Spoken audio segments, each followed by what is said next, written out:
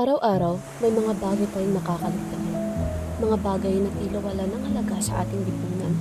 Pero minsan, mapapaisip ka rin, saan nga ba talaga sila napupunta?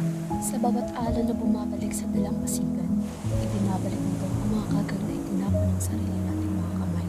Akala natin nawawala, pero ang totoo, naiipon lang sila. Unti-unti nagiging bahagi ng problema sumisira sa ating kalikasan. Pero paano kung may ibang paraan? Sa King Accessories, ang mga itinapon ay binibigyan ng kabuluhan. Sa bawat disenyo, may alang-alang pinagmulan, may bayan na humahabi sa ating kasaysayan, mga prutas na sagisag ng ating bayan, at sa anyo ng alimango, zodiac ng kanser ang simbolo. Kaya sa bawat king na isinusuot, may pag-asa at pagpapakatao.